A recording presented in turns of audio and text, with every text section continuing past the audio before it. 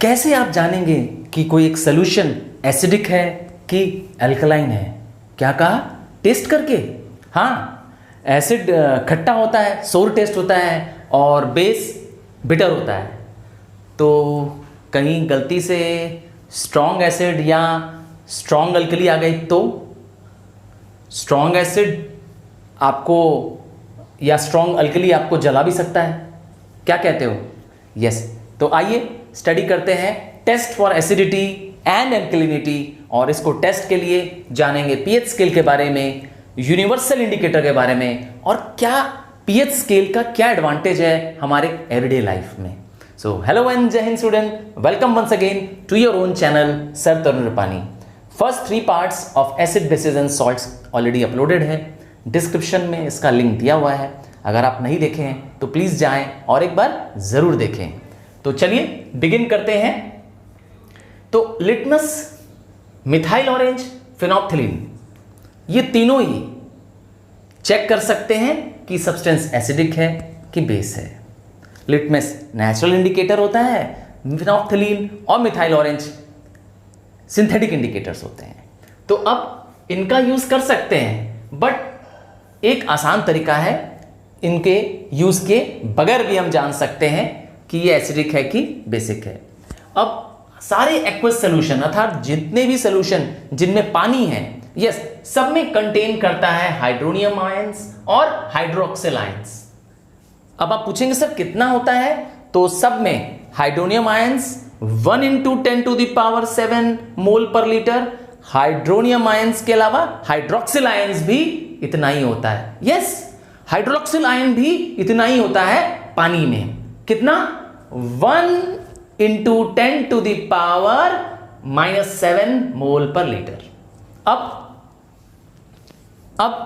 आप जानेंगे कि अगर ये दोनों ही है पानी के अंदर, हाइड्रोनियम भी है, हाइड्रोक्सिल भी है, तो इन दोनों का प्रोडक्ट क्या होगा? यस, इन दोनों के प्रोडक्ट को कहलाता है आयनिक प्रोडक्ट ऑफ वाटर, और इसकी वैल्यू हो जाती है 1 × 10⁻⁻14 मोल स्क्वायर पर लीटर स्क्वायर।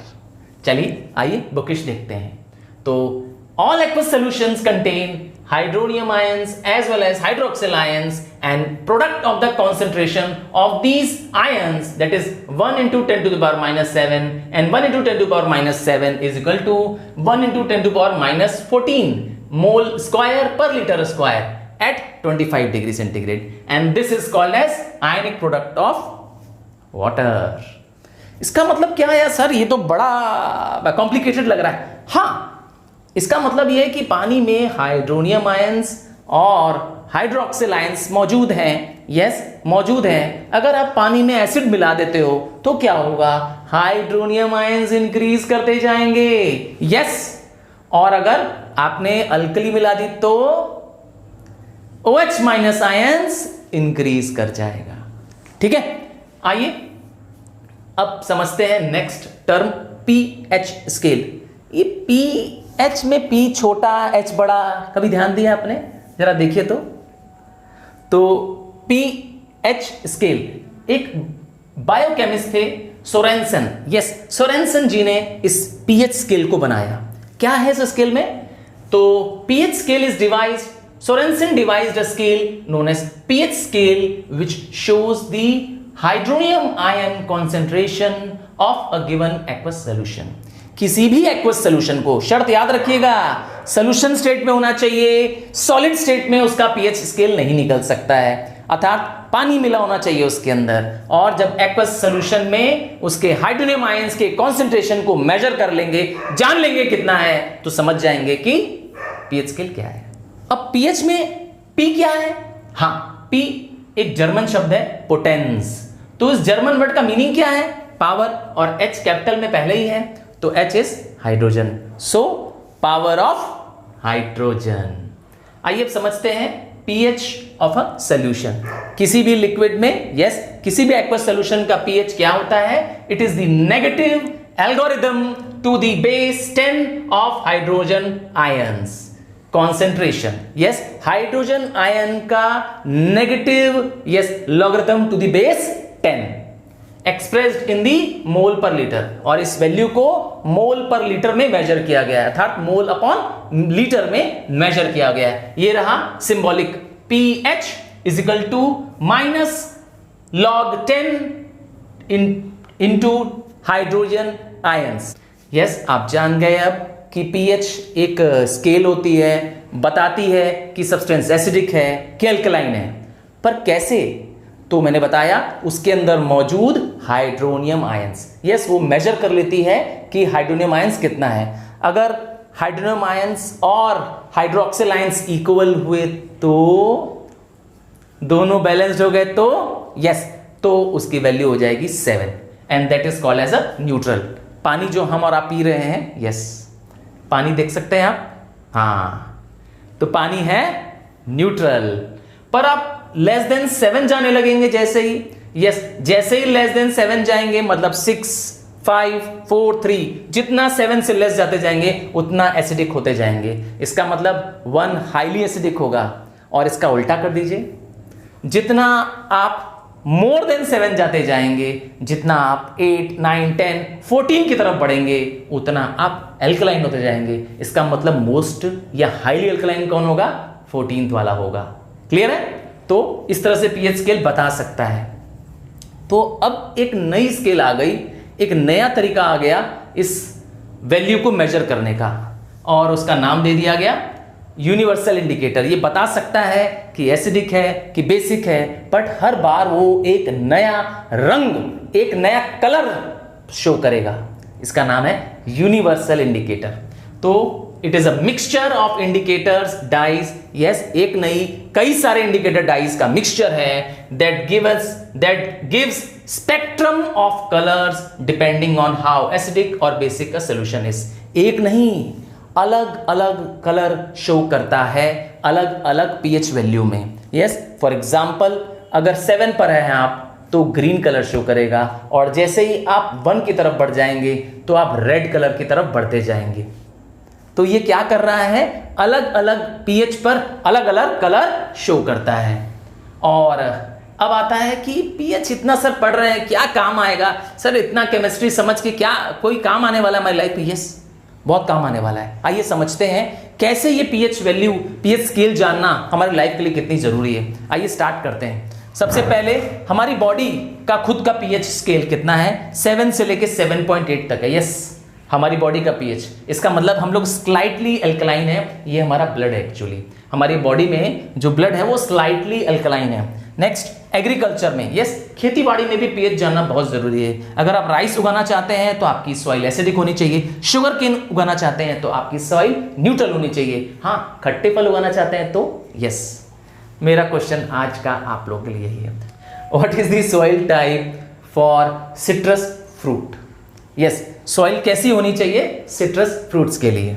आइए एसिड रेन के बारे में जानते हैं। तो बारिश का पानी, यस, अगर रेन वाटर में pH लेस देन 5.6 हो जाए तो उस बारिश के पानी में मत नहाइएगा।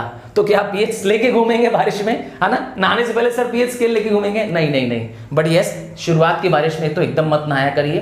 क्यों नहीं नहाया करिए? आपके पेरेंट्स ने भी कई बार बोला होगा, बेटा अभी भी नई बारिश, जो बारिश शुरुआती बारिश होती है उसमें मत नहाओ, क्योंकि उस समय क्या होता है, जो कार्बन डाइऑक्साइड, सल्फर डाइऑक्साइड जो क्लाउड के रूप में हायर एटमॉस्फेयर में होती है, वो पहली रेन के साथ कंबाइन होकर के एसिड बन जाती है। कार्बन डाइऑक्साइड कार्बोनिक एसिड बन जाता है, सल्फर डाइऑक्साइड सल्फरस एसिड बन जाता है, सल्फर ट्राइऑक्साइड सल्फ्यूरिक एसिड बन जाता है, और ये रेन वाटर के साथ मिक्स होकर हमारे पर गिरता है, जिसकी वजह से हमारे पास क्या होता है, स्किन इरिटेशन हो सकता है, सॉइल की फर्टिलिटी जा सकती है। इसीलिए बच के रहो। यस, एसिड रेन कब होगा?